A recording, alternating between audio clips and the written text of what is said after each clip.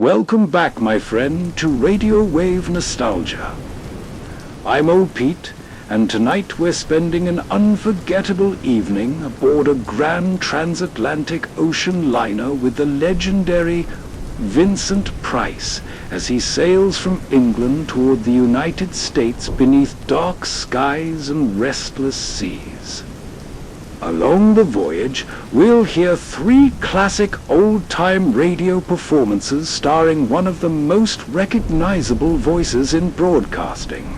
We begin in the elegant first-class lounge, where Vincent quietly watches the waves beyond the great windows. On the radio tonight is Philip Morris's Playhouse and the classic 1949 episode, Leona's Room.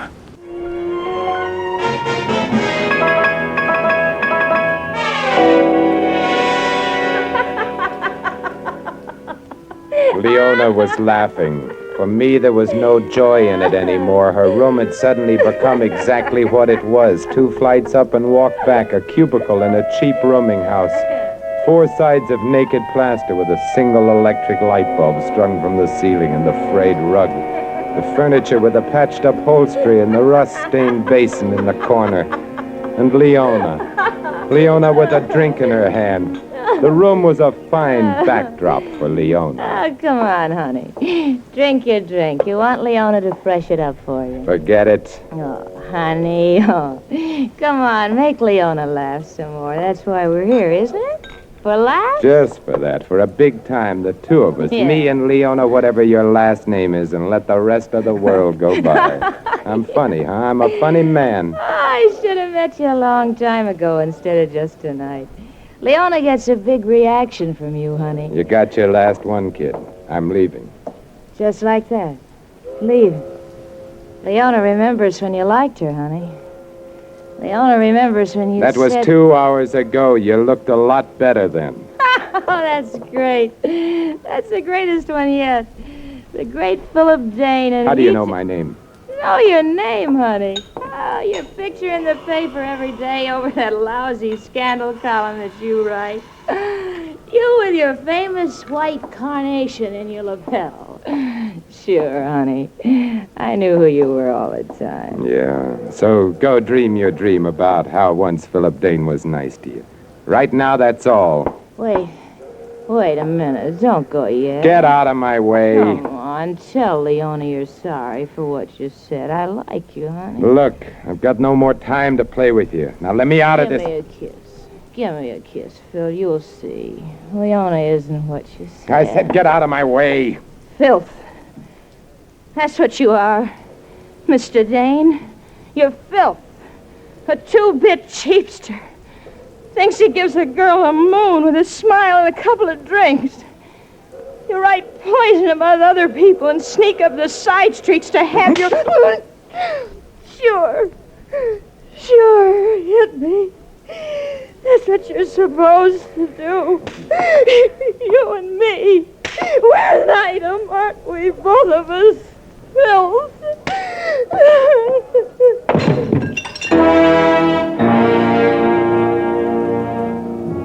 For a second, I stared where she had fallen. Motionless, her face all at once like scraped bone. I turned to go, but the after-image of a lot of other faces stopped me. On my beat, I had seen a lot of dead faces, and hers matched. Her head lay against the lead piping of the wash basin. I watched a small red pearl squeeze through her lips, and then it died, too. Fingerprints. I had touched 2 things in that room, Leona and the highball glass. I smashed it on the floor and ground it with my heel. Now there was no possible connection between Leona and me. I had met her alone, only 2 hours ago. Sometime soon, the police would look at her and write out a tag that said, dead on arrival. Maybe they would even find out what Leona's last name was.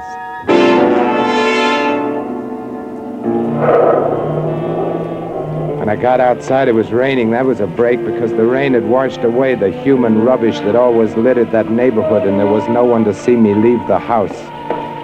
The color bled out of the neon signs and smeared across the wet pavements, and I started walking. I remembered somewhere in this part of town there was a 5-a-day vaudeville house that had hung on through the years like a broken-down acrobat left stranded on a high trapeze. I'd meant to cover it many times in my column for laughs. I figured tonight was as good as any. The gaiety, it looked real happy. I bought a ticket, went inside, and found a seat. I looked around at the audience, what there was of it. Farmers and juvenile delinquents was what I'd call them in the column.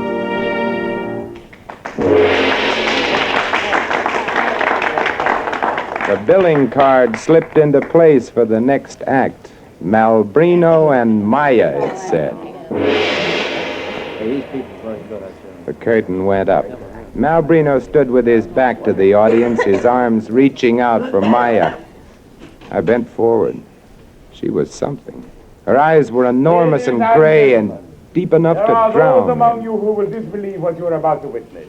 I say to you only, wait. I will descend among you and walk down the aisle. And here I choose the gentleman and ask him for some small object whose description is known only to himself. Do you have such an object, sir? Yeah, I got a good one. Here. Thank you. Yeah, they'll never guess. Maya! I listen, Malbrino. What is it that I hold in my hand? It is something that has come from far away. It is an envelope postmarked Paris, France. Correct! An envelope postmarked Paris, France. Maya! Yes, Malbrino. Thank you, madame. Reach into the spaces beyond space and tell me, what is this precious thing I hold in my hand? It is a locket. And inside there is a strand of golden hair. A child. Yes! Yes, it's my little boy's. Isn't that wonderful? And this. This that this gentleman has given to me. Malbrino. Do not lose your concentration, Maya. Identify this object. Malbrino. You must. There is darkness here. Only darkness. He stands in the way. Maya! There is a murderer here. Huh? A murderer!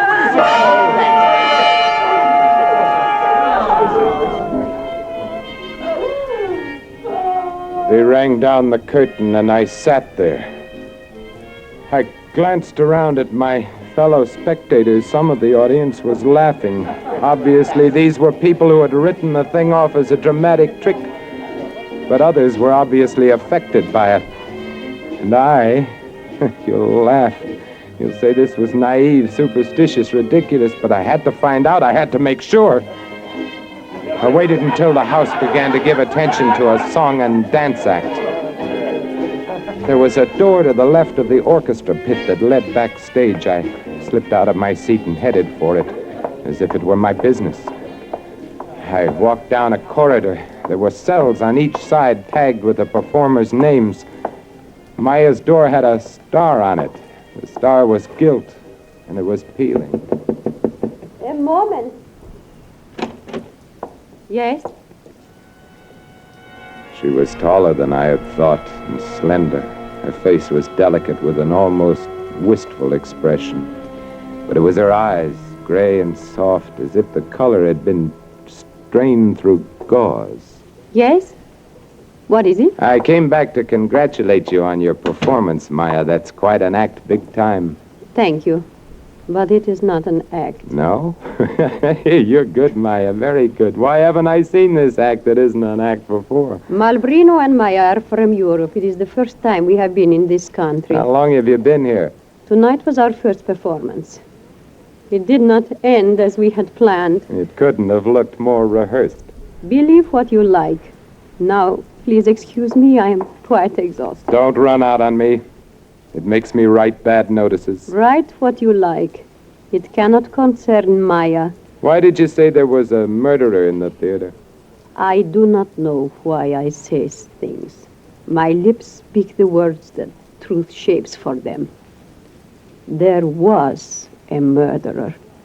I felt his presence. Do you still feel it? Yes. My taxi cab is waiting to take us to the hotel. This is a newspaper man, Malbrino. Oh, it's always a delight to meet a fellow professional. Wait for me in the taxi, Maya. I'll be only a moment. You saw the extraordinary performance, Mr. Dane, Philip Dane. Ah, Philip Dane. Yeah. Your column is known even in Europe. I'm overcome, Mr. Dane. It's an honor that you should be a convert of Maya's miraculous powers. Now, Malbrino, we don't have to kid each other, do we? We, fellow professionals? No, but others are perhaps not so perceptive as you. It is amusing to kid them. Also, one lives in this way. Then that, murderer bit was phony. Let us say, an act such as ours needs one piece of sensationalism to shock a new audience. I think we have it. Do you agree? You bought yourself a paragraph, Malbrino. I like your style. I'm delighted and grateful. Tell Maya something for Yes, me. Mr. Dane. Tell her her eyes are the most beautiful eyes I have ever seen. She would be pleased, for she is blind. I dropped in to catch Gypsy Rose Lee's late show at the Martinique. On the way back to my apartment, I picked up the early edition of the news. There was a 5-line story spliced between the financial column and port arrivals. The police had answered a call from a nervous landlady. Leona Michaels was dead. Her body had been turned over to the coroner, that was all. That was all there was ever going to be. I took a pill and got to sleep. Awoke a couple of times, hearing noises. Towards morning, I had a nightmare. I was standing in a big stone yard, and I was watching some men, some blind men, building a scaffold. They were hammering. And then I was awake. I jumped out of bed. Then I saw what the hammering had been. Nailed to my door, a shroud for a dead man, nailed to my door, with a funeral wreath of white carnations, and pinned to one corner of the wreath a small white envelope. I pulled it down and opened it. I read the black-rimmed card inside. In memory of Philip Dane, it said, "Thou art cursed because thou hast killed."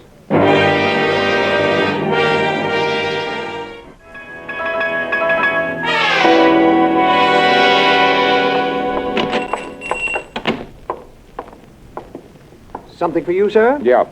Just this morning, sir. Just arrived. Some fresh-cut camellias? No flowers, a shroud. Talk to me about that. Oh, my condolences, sir, of course. If you'll come this way. A shroud that was delivered to 1256 Park Boulevard, apartment 3, this morning from your shop. Oh, yes. Yes, I remember such an order. I hope it met with your requirements. I'm crazy about it. Why was it nailed on my door? Why? I don't understand. I didn't order it. Who did? Why, early this morning, sir. Early this morning there was a special delivery letter. In it was an order for a shroud and a wreath with instructions as to their disposition. Yeah, but who? Who wrote the order? Who gave the instructions? I don't really know, sir. The note was typewritten, unsigned. I thought someone who desired to remain anonymous. Tell your boy to tear that thing off my door. But, sir...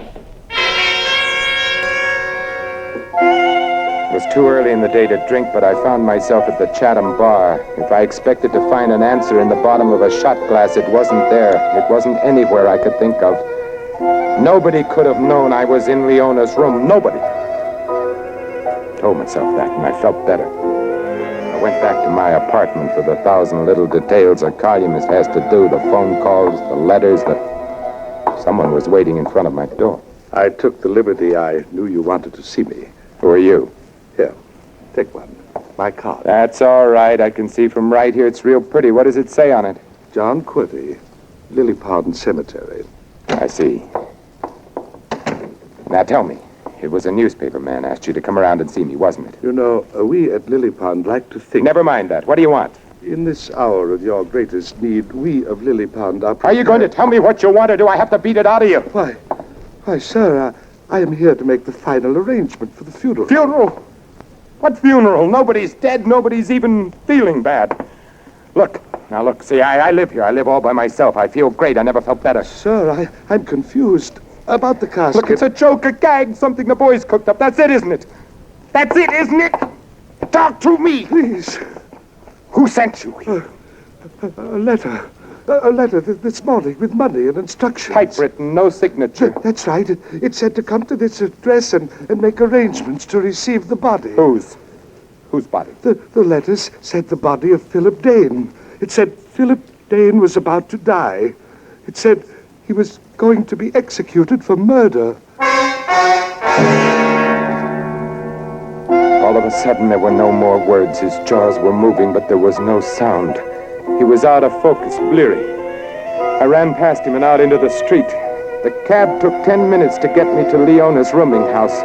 If someone in that house recognized me as a murderer, I would know it. No matter how he tried to hide it, I would know it. Face him and take it from there. That was the... Yeah, what is it? Well? Have you ever seen me before? What? I mean it. Have you ever seen me before? Have I ever been here before? Seen you? How do I know if I ever seen you? You're wearing a necktie, ain't you? You got it shaved? That makes it 10-1 against. And a carnation yet. That makes it 100. Please, it's just that I have a feeling that I've been here before. I've got to find out. Hey, you sick? It happens like this lots of times. Amnesia, you know, the war. You sure you've never seen me? Who knows, running this flea bag? They sign the register and they pay in advance. Hey, wait a minute. Haim, come here. Who's that? That's my husband. He snoops and he's got a memory. You calling me? Yeah. What'd you say you had, mister? Amnesia. You got amnesia? It's interesting, real interesting. Gentleman wants to know if he ever saw him before. Says he's got to know. No, never did. How about your other guests? Could I see them? Well, now I tell you. One of the roomers is sleeping off a 3-day drunk, and it'll take him 3 days to sleep it off. Another one I ain't seen for a week, and the third one's in a morgue. Moved there this morning, dead. That Leona always... It's a gag, then. Gag? What's a gag? Never mind. Thanks, lady.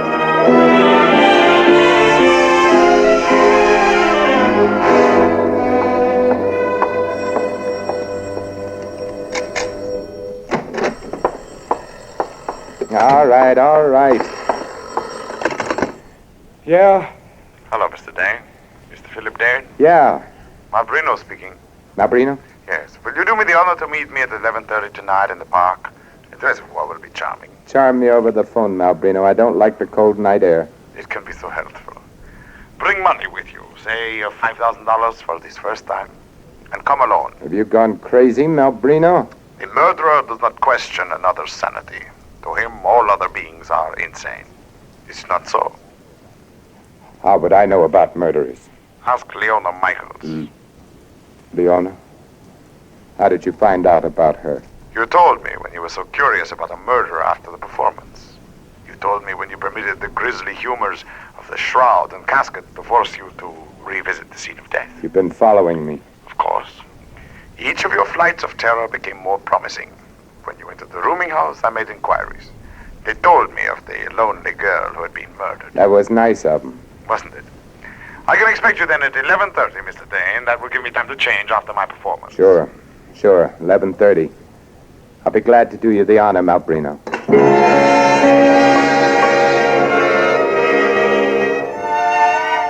Now it was easier. Now I knew what to be afraid of. Malbrino, the clever Malbrino, whose wife Maya had pale, lovely, blind eyes. What an act they had. I wondered how many times their sensational finish had paid off like this. There's a murderer in this theater. And maybe he'll come backstage after the show and visit us.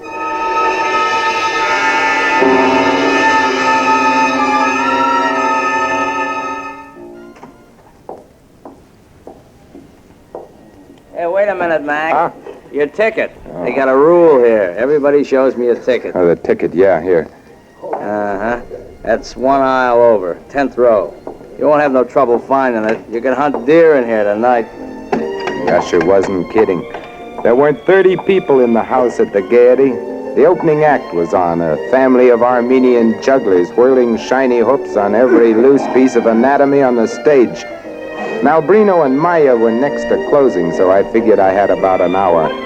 I waited until the Armenians were balancing everything but the proscenium. And just as they were taking their bows, I used the same orchestra entrance to backstage.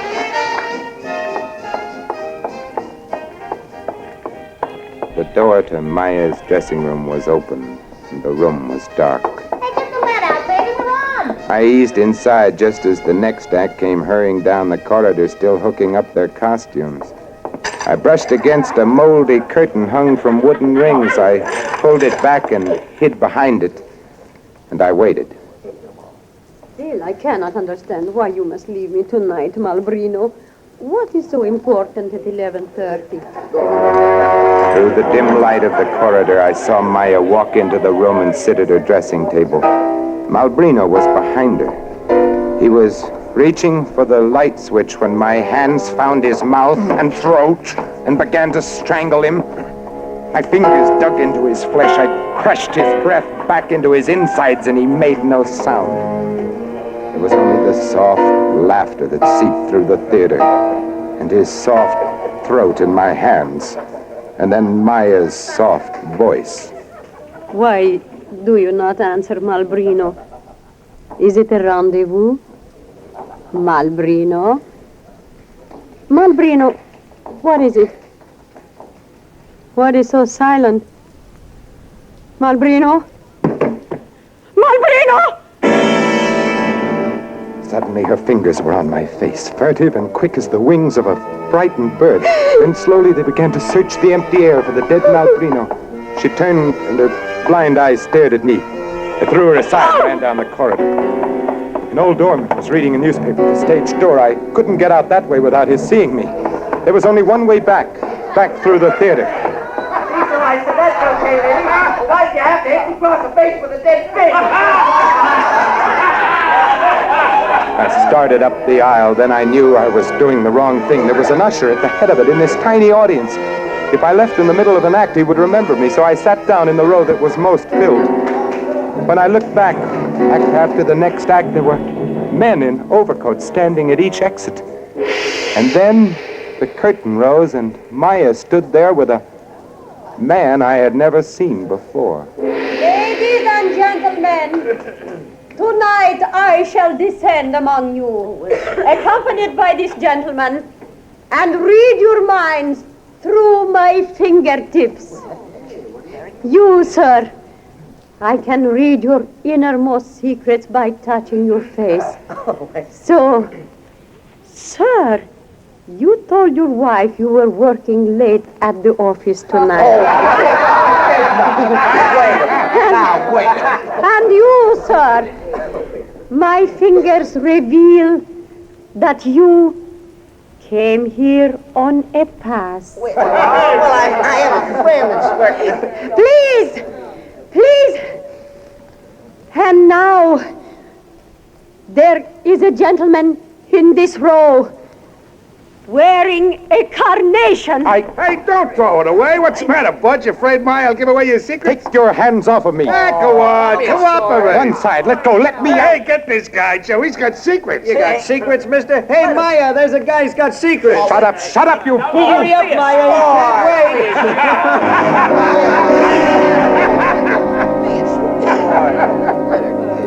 They held me there laughing. The others turned in their seats to stare.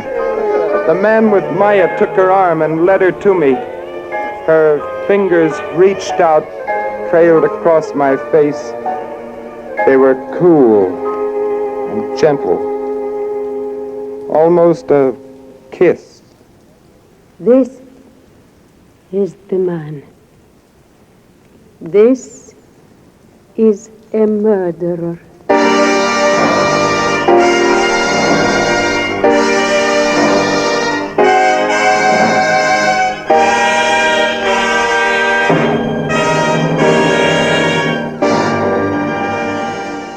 Now let's step outside onto the covered promenade deck. Vincent has left the lounge behind and is standing beneath the shelter, safely away from the rain, watching the Atlantic's restless waves roll beneath the ship. The wind carries the scent of the sea as the storm slowly drifts across the horizon. On the radio, it's time for Intrigue, and the haunting 1946 episode Sinister Errand.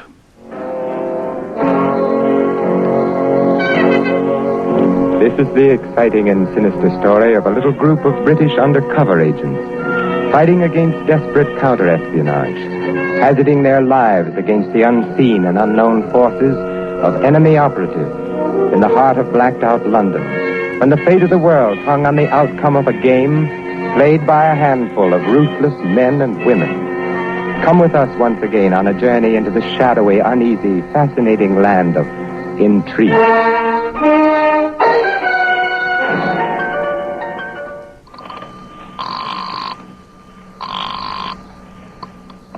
Carlson speaking. Jock, it's Michael Kells. I know it. I just got off the boat train. Shall I come round to your office? By no means. Take a cab at the first stand, third in the rank. Tell the driver Mulberry Street. If it's the right man, he won't ask the number. He'll know where to drive you. Now, look here, Jock. You aren't starting me off on another job so soon, are you? You guessed it, lad. And we'll contact you from now on. Don't telephone me again under any circumstances. Wait a moment, Jock. What's up? Who's my contact?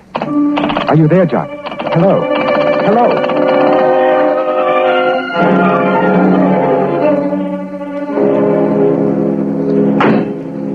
Where to, sir? Mulberry Street. Yes, sir. Been away long, huh? Somebody tell you to ask me that? One of those new buzz bombs landed in the end of Mulberry Street the other night. Maybe you will be surprised when you see Mulberry Street, huh? You're not English, are you? I'm Belgique. Belgian, eh? Been here long? Maybe somebody told you to ask me that. I say, why are you stopping here? Now, don't try anything, my Belgian friend. Please, put away that gun. Makes me nervous. Speak up. Why did you stop here? Listen. You hear that? A buzzing sound. That's one of the new rocket bombs. Coming this way, too. Well, why no warning? Comes too fast. No time for it. It stopped. What's happened? That is the way they work. The mechanism shuts off just before they land. It's taking it a long time. Maybe it's a dud. Do not be nervous. You will get accustomed.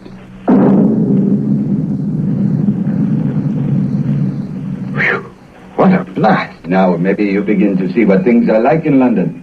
Only one thing has saved us so far. Oh, what's that? They do not know how close to their targets these things are hitting. Oh. So far, their agents have not been able to get any reports through to Berlin on it. If they ever do, they will be able to aim them accurately, and that will be the end for England. I should think Herr Himmler would be sending some of his very smartest agents over here to accomplish that mission. Apparently, that has already been done. They have set up a special unit outside the regular espionage services. Created an entirely new field of activity, you understand. As yet, unknown to our interceptors and counter-agents. So that's the way of it, eh? That is the way of it, Mr. Kells. That is their sinister errand.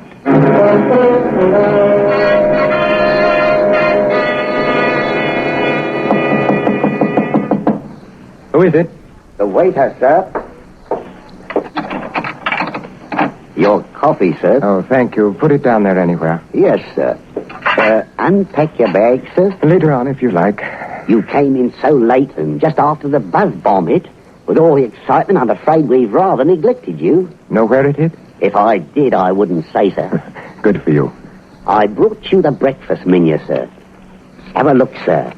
This item, for instance, chef recommends it. Oh, yes. Well, sir? Tell your chef I'll try that item.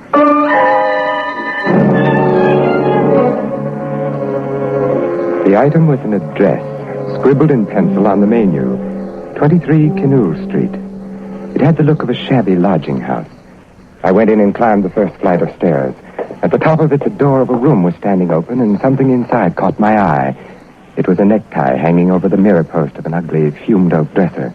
The tie was a nice, heavy Spitalfields silk in gray and black. The sort of thing Sammy Carew always used to wear. That was my contact then, Sammy Carew, one of the best agents in British intelligence. I tiptoed into the doorway, hoping to give him the start, and then I was the one who got the start. Lying face down on the floor in the middle of the room, a knife handle sticking out of the small of his back, was Sammy Carew.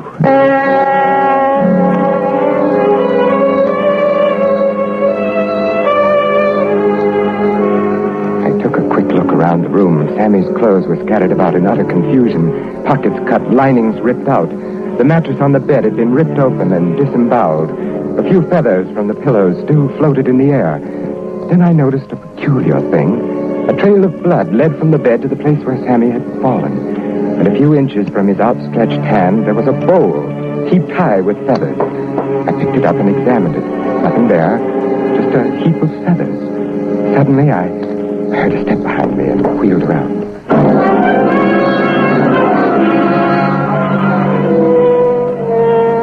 Who are you? What's happened here? Looks as if someone had been murdered. Who are you? Oh, no. It's not Sammy. That was the name I knew him by. Oh, my poor boy, my poor, poor boy. You knew Sammy quite well. I was his aunt. Sammy's aunt was 5 feet 3 inches tall with gray hair. You're about 5 feet 7 with red hair. Bad guess, my boy. I'm 5'4" and my hair is dyed. And people have been known to have more than one aunt. Sammy never mentioned having another aunt. Probably because I've spent so much time on the continent. I'm in the theater, you see. What theater of operations would that be, Auntie? Or would you rather not say? Oh, good heavens, I'm not ashamed of it. I do a turn in music hall. My stage name is Madeleine Leclerc.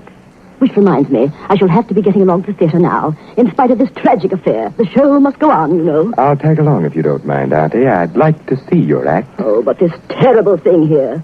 Won't the police have to be called? Auntie, I'm no more anxious to answer questions for the police than you are.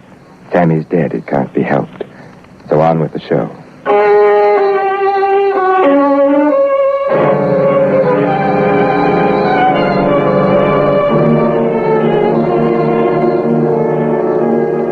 One thing she told me wasn't a lie. She was really a performer in a music hall. I dropped her at the stage entrance and dismissed the cab. One of the posters on the front of the theater had a portrait of Auntie on it, surrounded by pigeons. Madame Leclerc and her educated doves. She shared top billing with the great Ravallo, the man with 100 voices. The matinee was sold out completely, an escape for a war-wearied London. I started walking up the street toward the corner, taking my time. Then I saw something that made me walk faster. It was the sign that hung over the entrance to the corner pub. The name was The Heap of Feathers. When Sammy arranged that heap of feathers in the bowl before he died, he must have meant to steer me to this place. I walked into the saloon bar of The Heap of Feathers and looked around. What'll it be, sir? Whiskey or bitters? Whiskey, if you please. Yes, sir. Neat, sir? Thank you. Tell me, have you seen a chap in here lately, Sammy Carew? Carew? Oh, I've seen him today, sir. Well, thank you anyway. Excuse me. I might be able to help you, sir. I am the great Ravello. Oh, yes, I know. I recognized you from the poster in front of the theater. You know Sammy? Only casually. He's the nephew of the woman who does the turn just after mine. Did you talk to her this afternoon? No. I did an impersonation of her doves, and she didn't like it. Oh, you do bird calls as well as ventriloquism. Not ventriloquism, my dear fellow. Impersonations. There isn't a man who figures in the news today whom I cannot imitate in voice. Well, that's very interesting. But look here. You said you might be able to help me about Sammy Carew. Oh, yes. He was in here last evening. He left with Janine. Janine? Who's Janine? Who's your nanny? It's plain to see you don't know this neighborhood very well. Do you know where she lives? There at the street. Number 16.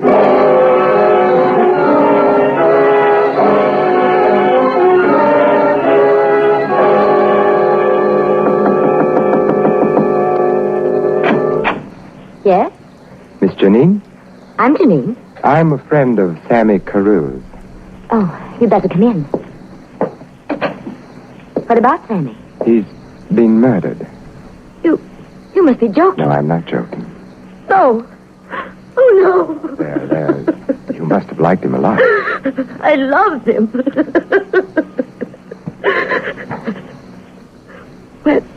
When did it happen? You and he left a pub called the Heap of Feathers, arm in arm, last night. A short time later, someone stabbed him in the back. It might have been you, Janine. Are you from the police? Do I look like a policeman? No. No, you don't. See here, Mr. Kells, Michael Kells. I shouldn't be risking this, Mr. Kells. But I have a feeling you're all right. You see, Sammy Carew is my husband. Oh, poor Sammy. First he gets an aunt that trains birds, and now a wife that hangs out in corner pubs. We were married in France when he was working with the Marquis. That's how I happened to come here to England. He was doing some kind of secret work for the government. I never knew much about it.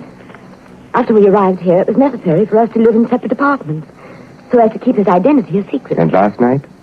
He told me he was worried. He told me about the job he'd been on.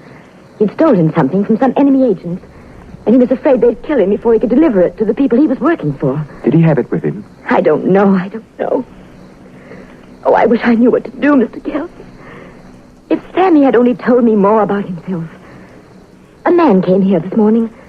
He demanded an envelope he thought Sammy had left with me. He said that unless I give it to him, the next time he comes here, he'd kill me. Have you any idea who this fellow was? I'd seen Sammy talking to him once or twice in the Heap of Feathers place. A big dark man, wearing a chauffeur's cap. Ernie, I think his name was. I was on my way out to tell Sammy when you came in. I'm so frightened, Mr. Kells. I don't know where to turn. If it's on the level about your being Sammy's widow, I'll look out for you. Well, I have everything here, all the papers. Look at them, Mr. Kells. Does that convince you? Okay, what's this? Diplomatic visa? How did you rate that? I can't answer that question. You must have been hobnobbing with the Prime Minister. Please don't ask me any questions about the visa. It has nothing to do with this other business, I assure you. Well, you're Mrs. Sammy Carew, all right. That's what I wanted you to be sure of. Oh, you will help me, won't you, Mr. Kells? What do you want me to do? I want you to find that envelope. So you can give it to the Himmler boys. So it can be delivered to the people Sammy was working for. It's the only way both parties will be convinced that I haven't got it. I don't think you need to worry, Janine. You've certainly convinced me you haven't got it. And you'll help me. Yes, and the man who threatened you, the man named Ernie, you needn't worry about him anymore. I'll look after him, personally.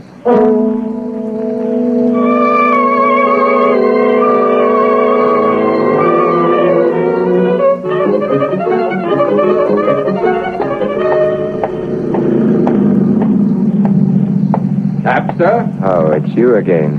Who hired you to shadow me anyway? Enique Velvada is his own boss. Get in, my friend. I will drive you home. She is attractive, this Janine girl, huh? Very. I would like to point out, my friend, that espionage business is nothing but misunderstandings in love affairs. Look here. If you think I've fallen for Janine, Who could blame you? Wasn't that rather crude of you to go around and threaten her? Maybe it was not crude of her to go around to Sammy's place after he was killed and rip the place to pieces looking for the envelope. She did that? She did. With her husband lying dead on the floor with a knife in his back, she goes calmly to work. Then upstairs she goes to Auntie's room, not even stopping for last looks at her poor dead Sammy. You saw all that? Certainly. She is in such a hurry, she does not even stop to draw the blinds.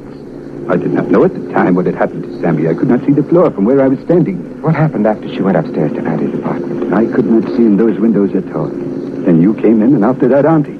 Pretty soon you and Auntie leave, and I trail you to the music halls. You've had a busy day, haven't you, Ernie? I do not like this kind of assignment. Too much red tape. There's only one way to make a German talk. The same methods they use. Blow torches, rubber hose, hot spikes under the fingernails. I'd say you're a bloodthirsty chap, aren't you? Personally, I have never stood for any nonsense from accursed Germans, So I've heard. Give me 1 hour with that Janine in a soundproof room, and she will tell the whole plan. Names, everything you need. There's no proof of anything against her. There is only one way to get it. That's not our way in England. You are the boss. Besides, how do I know you're the person you pretend to be? Do me a favor, Michael. Take this Janine to dinner tomorrow night. Choose a place. Later on, I will drop around to your table. Watch her face when you tell her my name is Guelvada. They all turn green at the mention of my name. The swine. If she does not turn at least chartreuse, then my name is Heinrich Himmler.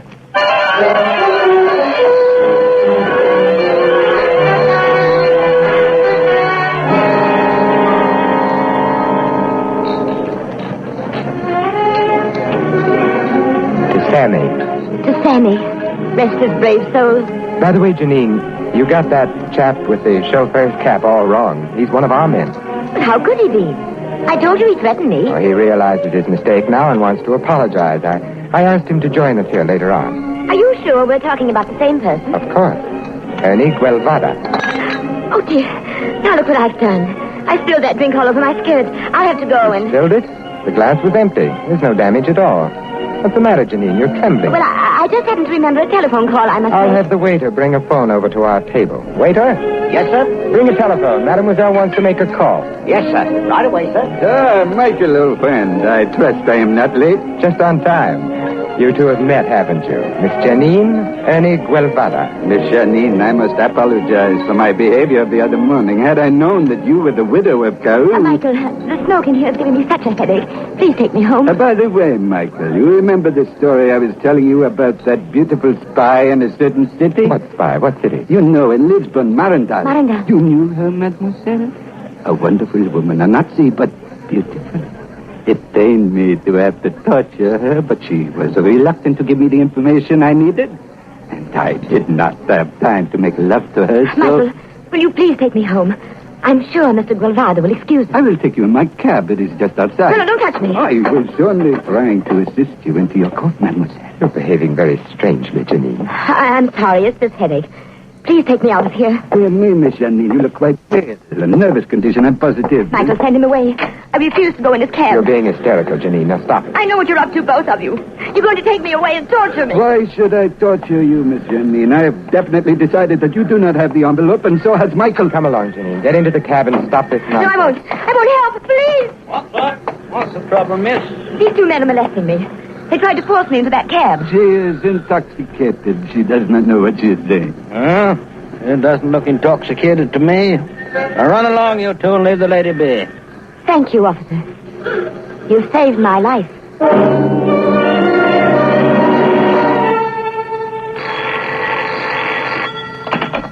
Yes? Michael, this is Collison. Jock, thank heaven you called at last.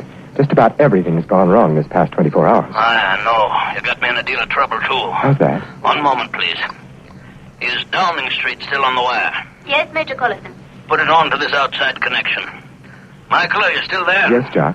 I'm going to let you talk to him directly, Michael. Talk to whom directly? You'll recognize his voice. Go ahead, sir. Are you there, Mr. Kells? Yes. Oh, yes, sir. Well, sir, you know I don't at all like to meddle in matters that are none of my affair. But a young friend of mine, a refugee in whom my wife has taken an interest, seems to think you've gotten the wrong idea about her. It's quite hysterical, of course. Lots of talk about torture and all such nonsense. It never happened in England. Well, to be brief, Mr. Kells, I personally will vouch for this girl. I'm positive that you must be quite mistaken in your ideas about her. Yes, sir. Perhaps I was a bit hasty. Or, be vigilant.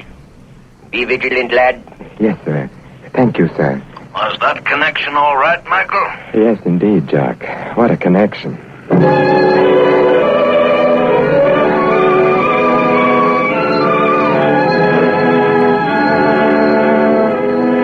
The next morning, while I was having coffee, Gnight's Guelvada brought up a letter from Collison. It was a detailed breakdown of my assignment.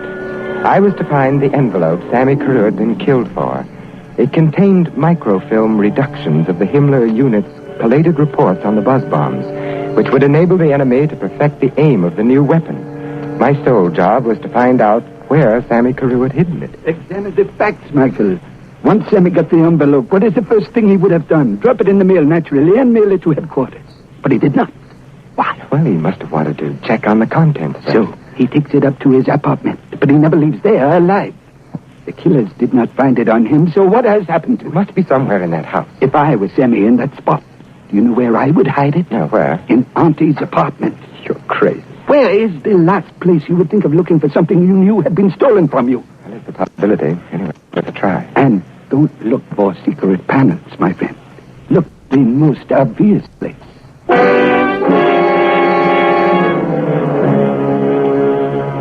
After Auntie had left for the theater that afternoon, I let myself into the Canal Street house and went straight up to her apartment.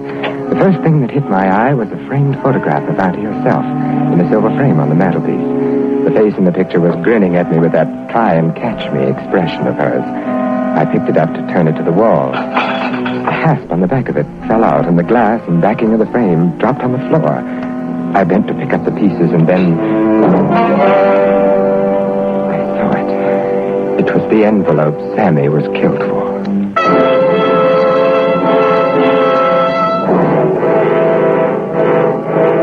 Thank you for finding that, Mr. Kells. Now, will you please hand it over? No, I won't, Ravala. I don't like killing an agent, even a British agent. But if you force me... You thought you were very clever following me here, didn't you, Ravala? I think I've been rather clever all along the line, Mr. Kells. When I telephoned you and impersonated your Chief Collison and his Chief Churchill, I kept you off one of my best agents for 3 valuable days. Dear Janine. The envelope, Mr. Kells. I'm getting impatient. This gun might go off in spite of myself. You're very amusing, Ravallo. Very amusing indeed. Why, I wanted you to follow me here. I left a trail deliberately. And Ernie Guevara followed you every step of the way. He's standing behind you now, and he's got a gun, too. My dear Kells, did you really think I would fall for that old trick? I must be slipping. Everybody used to be frightened of me. Guevara! Yes, it is I, Ravallo. I will take the gun now. Guevara, listen. I was only doing my job. I know nothing. See, Michael, how green they turn at the sight of me? You wouldn't dare to torture me. They would never permit such methods here in England. I just looked over the cellar under this theater. Very well constructed. Absolutely soundproof. What do you want me to do? Tell him what to do, Mike. Yes, tell me what to do. Pick up that telephone, Ravallo. Do what Mr. Kells tells you to do. Now, then, Ravallo, here's your chance to give a real performance. You're so good at imitating voices. Let's hear you give an impersonation of your chief. You're going to phone every member of your special unit, and in his voice, you're going to call them together for a special emergency conference. Where? Where shall I tell him to come? Here, at midnight. The meeting will be held in that soundproof basement.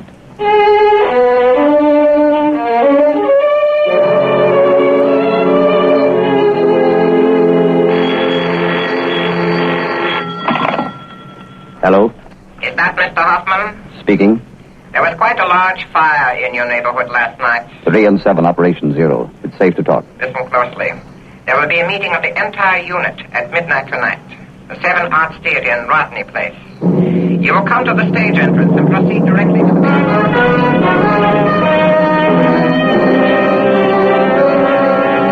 7 Arts Theater in Rodney Place, midnight. I'll be there. Midnight, Rodney Place. I will inform my husband.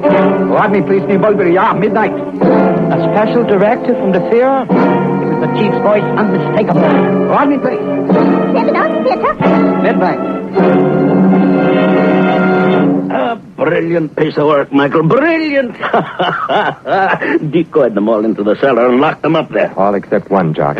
Which one is that? A girl named Janine, a special operative who entered England on a diplomatic visa issued by a neutral power. Well, I shan't worry about one getting away. We got the documents and we've broken the unit.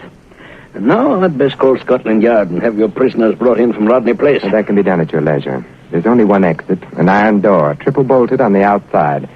They couldn't even get out with a blowtorch. Good. We'll let them stew for a while. 1 o'clock. Time for tonight's buzz bomb. What's their target tonight? Your hotel in Mulberry Street. We'll see how close they come to it. There it is now. Right on time.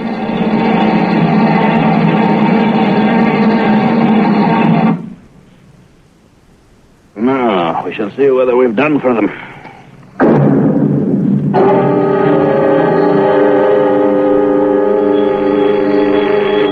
Yes? What did it hit? Excellent. That will be all. Good night. Well, Michael, it's safe for you to go home now. It fell quite a way short of its target. Mind if I ask where it did hit? Oh, Rodney Place. Just an old theater called the 7 Arts.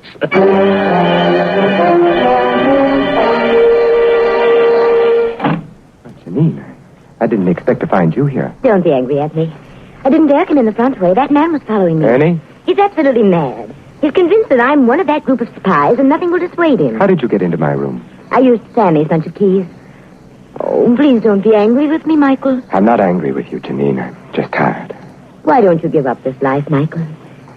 We can go away together. To Ireland or somewhere. Just you and I. I'd like that, Janine. I knew the moment you first came to see me at Verity Street that you were the only one who could ever take Sammy's place. Looking out for replacements rather soon, aren't you, darling?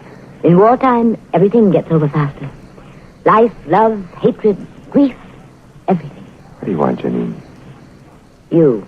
Like this? My darling. I had to come back to you. You knew I would, didn't you? I hoped you would. We'll be so happy together. There's only one thing standing in the way of it, darling. What, Michael? What is it? I don't mind your being an enemy agent. You've taken the same chances and done the same work we all have to do. Then what do you mind, Michael? I mind the way you stabbed Sammy Carew in the back. That's what I mind. He loved you and trusted you, and you stabbed him in the back. He refused to understand anything. It angered him that I had powerful protection in this country. He kept on trying to interfere. Yes, that famous voice on the telephone must have served you well, till Sammy found his way to that music hall and heard the great Ravallo imitating the same voice on the stage. I should have known my trick wouldn't work on you, Janine.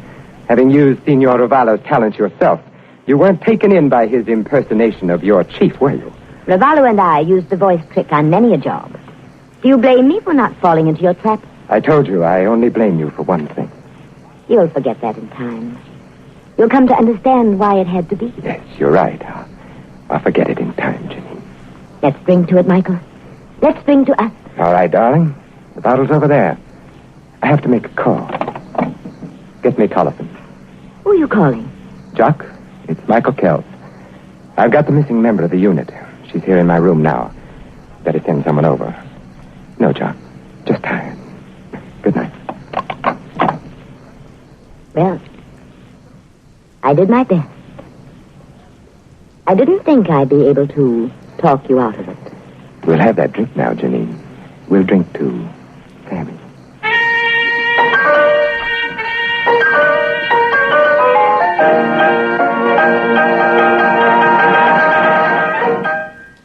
Now Vincent retires to the quiet comfort of his private stateroom. As the ocean gently rocks the ship and rain traces across the cabin window, he settles into a leather chair beside the softly glowing radio, ready for one final tale before the night comes to an end. Our last story is from the Saintia classic 1948 episode Green Causes Murder. Scenes and motion pictures. The Robin Hood of modern crime is now transcribed for radio, starring Hollywood's brilliant and talented actor Vincent Price as the Saint.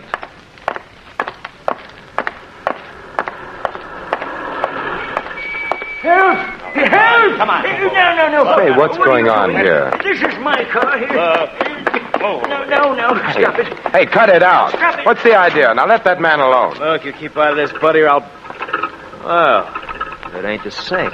It's euphonic, but slightly ungrammatical, Mac. Now, what's the disturbance? They drew up alongside of my car. Him and the other fella. They said, get out. We're taking your car. Why, Mac wouldn't do a thing like that, now would you, Mac? Nah, of course not. The old man's nuts. What Mac would do if he coveted his neighbor's jalopy is slug him with a piece of lead pipe and drive off. So good night. I get business. Now, wait, Mac.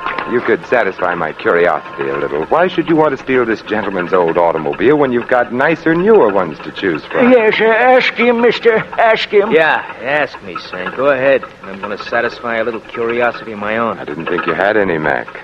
What shape does it take? I always wondered how you would look dead. Good night, all. Good night, Mac. Be seeing you? You let him go? Yes, he convinced me that I should for now. There's nothing like a 32 in the pocket of a known thug for winning an argument. Did you say there was another fellow with him? Yes. Run off when he heard you coming. It was the same fella tried to buy my car yesterday. Someone tried to buy this car? Oh, sure. This fella tried to buy it. And there was a woman made an offer, too. Did you mean you actually refused? I ain't selling until I find out why they want to buy it so bad. This fellow who tried to buy the car, do you know his name? No, he looked like a gentleman until... Until you found him consorting with felonious intent with our just-departed friend, eh? Tell me, was he well-dressed, an annoying little mustache placed just over the sneer he wears for a mouth? Well, yes. Say, how did you... That's easy. Our friend Mac does piecework for him. Fancy Dan Turner is his current alias. But I see you don't keep up with such things. You're going to tell the police? Later, perhaps, when there's something to tell them. Right now, I've got a great thirst that needs quenching. Thirst for knowledge. Huh? Yeah, what's your name and where do you live? Collins. 302 East 8th Street. Mm-hmm. Now, put your car in cold storage, old-timer, and take care of yourself. Something tells me this is Rat's night out.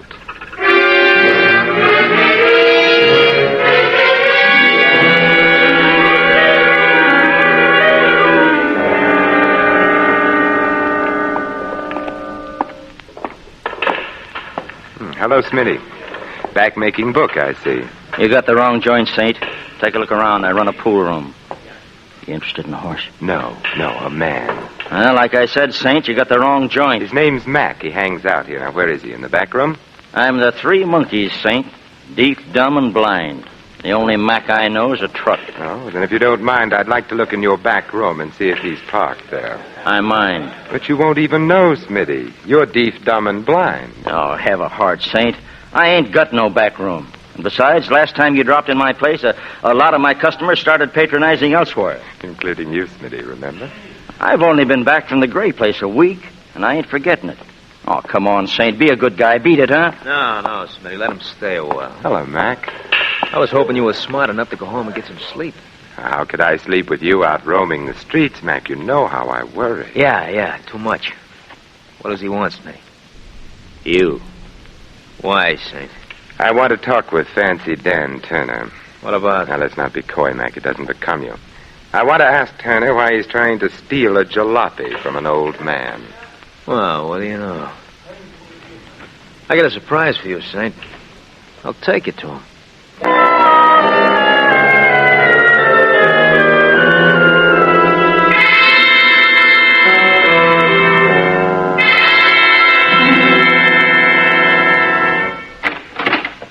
The boys say you're looking for me, Saint.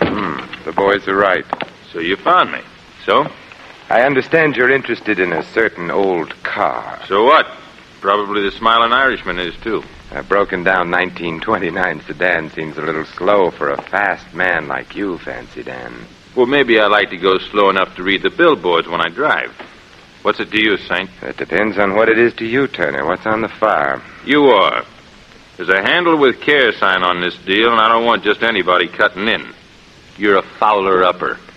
You've been stepping high and fancy-free too long, Turner. You're beginning to irritate me. The feeling's likewise, Saint. Only I got more than fingers in my fist and you haven't. It's a nice gun you're so bravely wearing, Turner.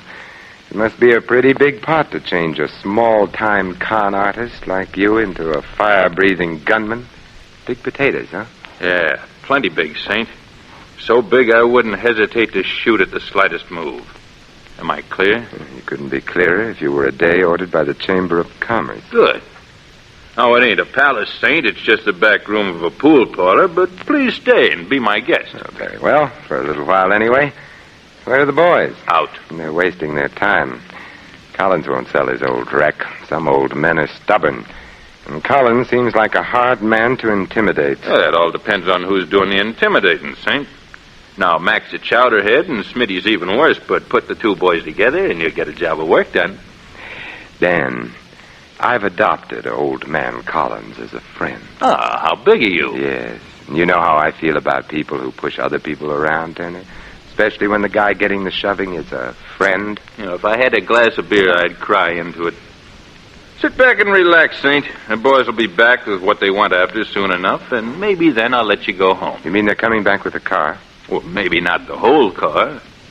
Sit back and relax. Hey, relax. Hey, what are you doing? Sitting back with my chair to the wall, Turner. You want me to relax, don't you? Yeah, Hey, let go of that cue stick. As my old grandmother used to say, Turner, there's nothing as relaxing as a game of pool. Particularly with a hoodlum's head as the cue ball.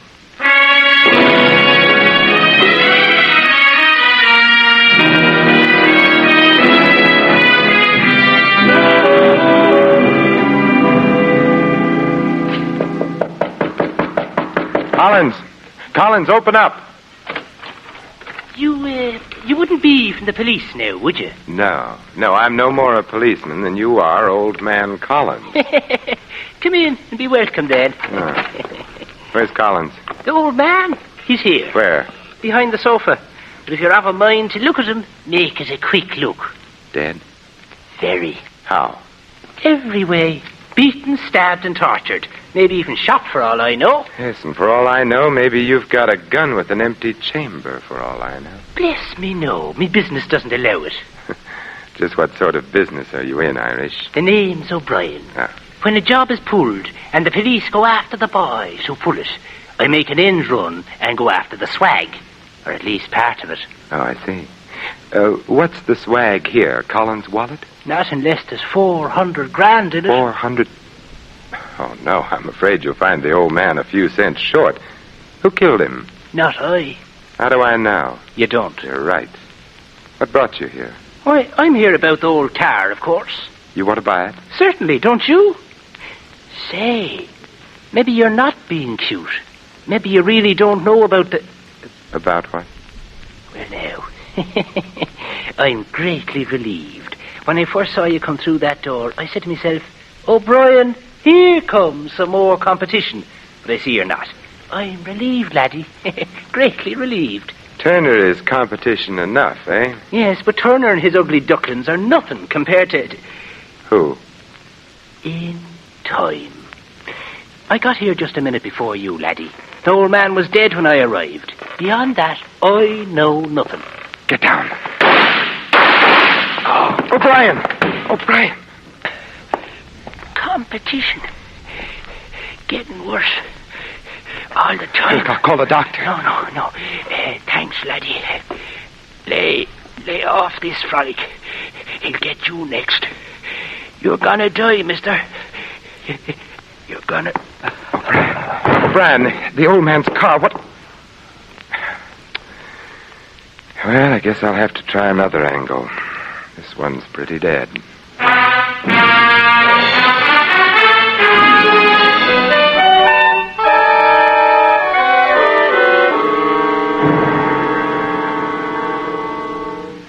I awakened Mr. Ritchie as you requested, Mr. Templar. He'll be right down. Oh, thank you. I hope the fire isn't too serious, sir. Well, it's serious enough to awaken Mr. Ritchie. Oh, here he is now.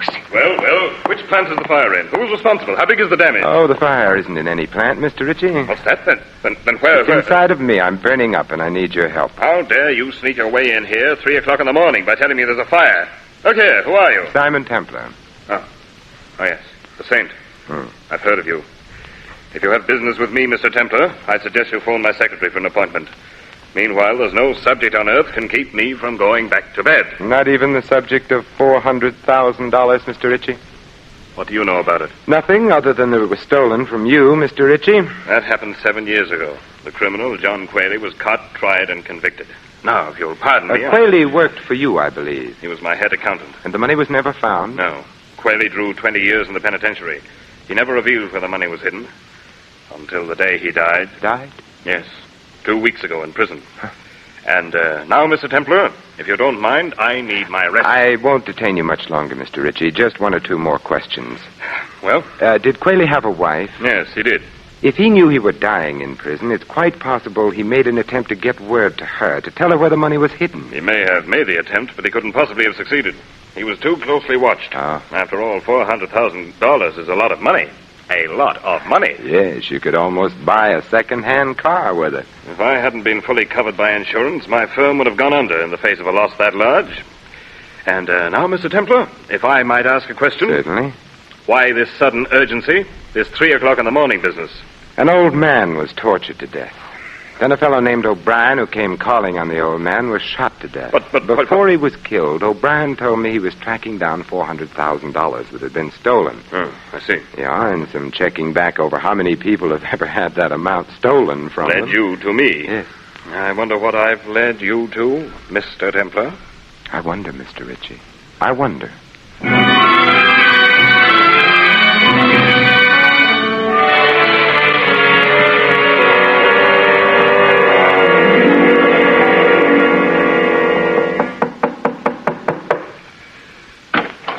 Yes? What is it? Mrs. Quayle? What do you want? Several things, Mrs. Quayle. Like what? A murderer. You've got the wrong apartment, mister. An old automobile. No sale. Anything else? Maybe you'll buy this, Mrs. Quayle. Collins was murdered a little while ago. Collins? Oh, the old man. Why? Someone wanted his car. Someone who evidently couldn't wait any longer for the newer models.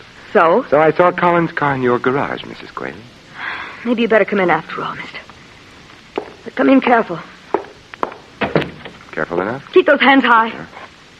I don't like you, mister. You're nailing together a frame and you're trying to put my picture into it. Collins sold me that car. When? Tonight. I could have bought a Cadillac for cheaper, mister, but I wasn't in any position to haggle. Yes, I know. What do you know? That's what I want to find out. I know that Collins' car is worth about $20, but it's something else it's worth in the neighborhood of $400,000. And you know that's an awfully nice neighborhood. Nice and exclusive. chiselers aren't invited to move in. I've been gathering that impression all evening. Well, what have we here? You name it. An acetylene torch, welder's mask, a few chisels, a hammer, steel wire. Either you've gone to work for Henry Kaiser, or the hand that customarily rocks the cradle is going in for rocking a safe. I had to go into a hardware store to make a phone call, and I just couldn't leave without buying a few things. How fortunate you didn't make your call in an establishment that sells steamrollers. I see you have a set of license plates. You see too much. From Collins Jalopy, aren't they? These license plates. So that's how Quayle smuggled out his message. You're getting awfully close to a bullet in your head, mister. Give me those plates. Shh, there's someone at the door. Stay where you are.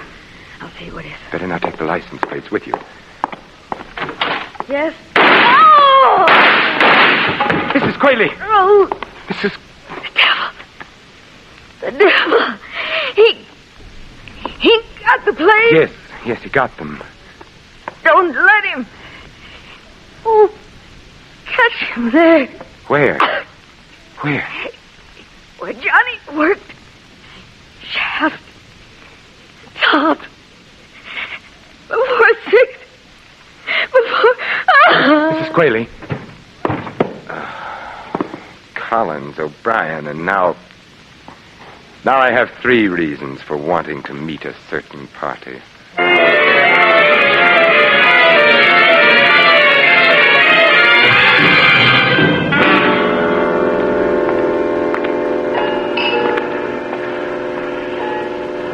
Taxi! Hey, taxi! They don't stop sometimes when it's so early in the morning, Saint, because they're on the way back to the garage. Well, what brings you out so early, Mac? Looking for a drunk to roll? Just looking for you, Saint, just looking for you. See here what I got in my hand? Oh, there goes that coy streak in you again, Mac. All right, so it's a gun. Well, what does it want me to do? Come, go, turned handsprings, quote Shelley, play the bassoon? You have to speak for it, Mac. Very funny. Look out, it shouldn't speak for itself, Saint. I and the gun warn you should get in that there car. You have a most persuasive way of offering a fellow a lift, Mac. Yeah, a lift.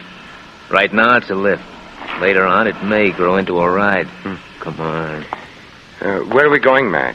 Back to our little gray home in the rear of the pool room, Saint. Fancy Dan Turner wants he should thank you for showing him a new trick. Oh, it really isn't necessary. He feels like it is, Saint. He feels like it is. He's got a couple of tricks he wants to show you. Sounds like fun. Oh, on into the car, chum.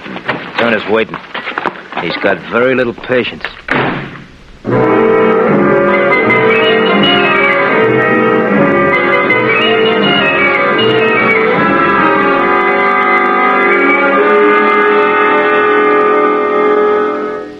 Nice to have you back with us, Saint. I missed you. From the looks of that bandage on your skull, Turner, I'll bet you wished I'd missed you. Not now, I don't, Saint. It's a nice feeling having you here, knowing that I owe you something. I pay my debts, Saint. I pay off. Yes, I know. O'Brien was paid off. So was Mrs. Quayle. Paid off with lead checks. They're dead? Oh, now save that innocent expression for the jury, Turner. You'll need everything you've got. Well, when were they killed, Saint? Okay, I'll stooge for you. They were killed an hour or 2 after I so abruptly left you before. Oh, well, I'll have to find another pigeon, Saint. My alibi's fat. How fat, Turner? City Hospital. Having Remember the Saint embroidered where a cue stick hit me. And Smitty and Mac were there, too, to see me through it. Hospitals have records, Saint. We're clean. We're clean. Huh. Then you've got a competitor you don't know about, Turner. Yeah, looks that way. For a job that was supposed to be as simple as this one, I got too many competitors. I wonder how come. Who fingered the job for you, Turner? Who told you Quayle got word out to his wife about where the money was? I got nothing for you, Saint. Smitty, wasn't it? Smitty just finished a stretch up the creek. My guess is he ran into Quayle, maybe shared a cell with him. No. It was in the jail hospital they met. Smitty worked there.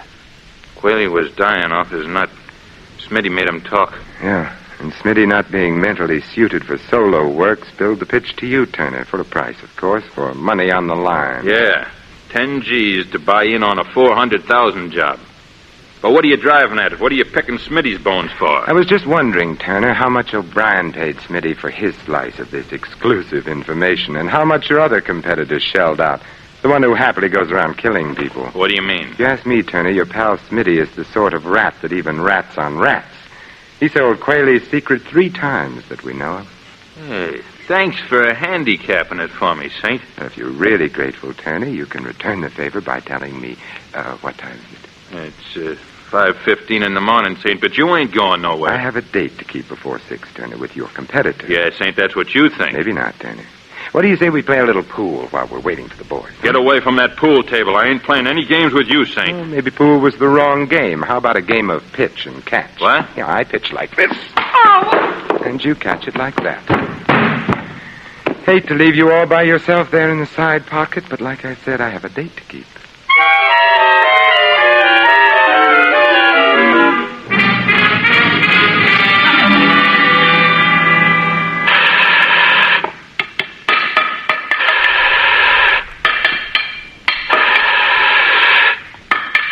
Well, Mr. Ritchie, get enough sleep despite my interruption?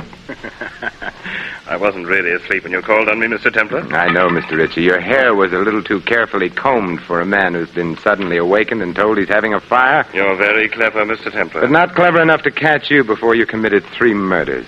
So you're Smitty's silent partner, huh? See what low company's gotten you into, Ritchie? Yes, I see. $400,000 buried in the siding of this elevator shaft. And with the help of this acetylene torch, it'll be all mine. A very ingenious fellow, Qualey. And to think the money never left this building.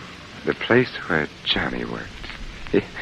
Yes, he was ingenious. It was very smart of him to use his prison job making automobile license plates as a means of smuggling out the information to his wife. How did he do it, Ritchie? Very simple, Templar. There's an extra piece of thin metal in this particular plate, forming a sort of pocket.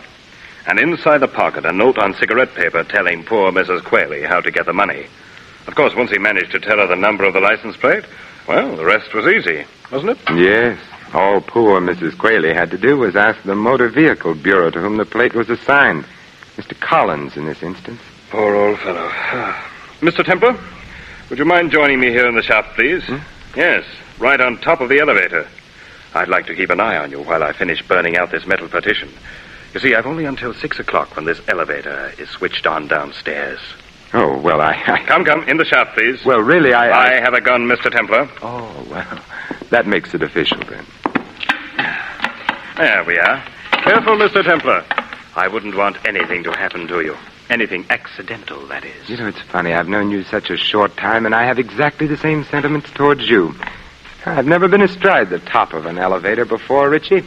And we're right near the top of the shaft. Yes.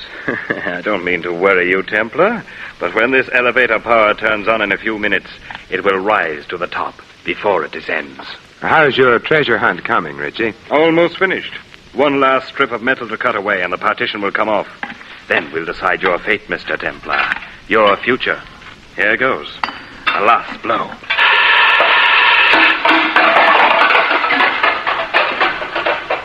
It's there. It's there. I see it.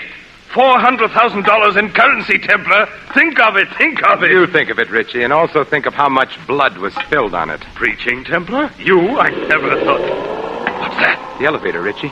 Maybe it came to work a little early today. My money. My money. Come on, Ritchie. Come on, get off. No, there's still some money left here. I want it. I want it all. All. Come on, we've got to get off. Jump, Ritchie, jump. No, my money. I must save the money. Ritchie, you fool. All right, I got it.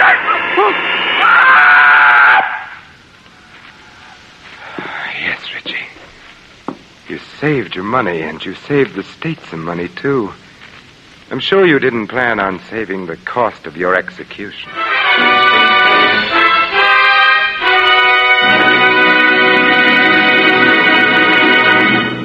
You have been listening to another adventure of the Saint, the Robin Hood of modern crime. And now, here is our star, Vincent Price.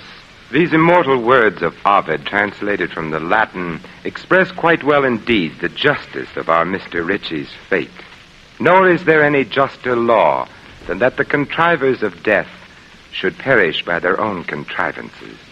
This is Vincent Price inviting you to join us again next week at this same time for another exciting adventure of the Saint.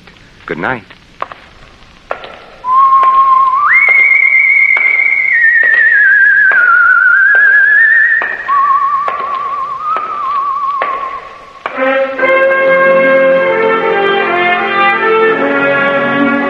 Tonight's script of The Saint was written by Michael Cramoy. Our cast included Laureen Tuttle, Barney Phillips, Tony Barrett, Fred Howard, and Dan O'Herlihy. The music was composed and conducted by... As our ocean liner continues its voyage across the Atlantic, it's time for us to say goodnight.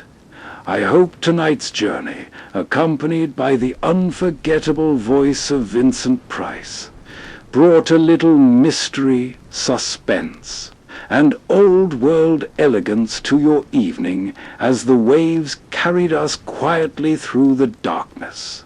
Thank you for spending another night here on Radiowave Nostalgia.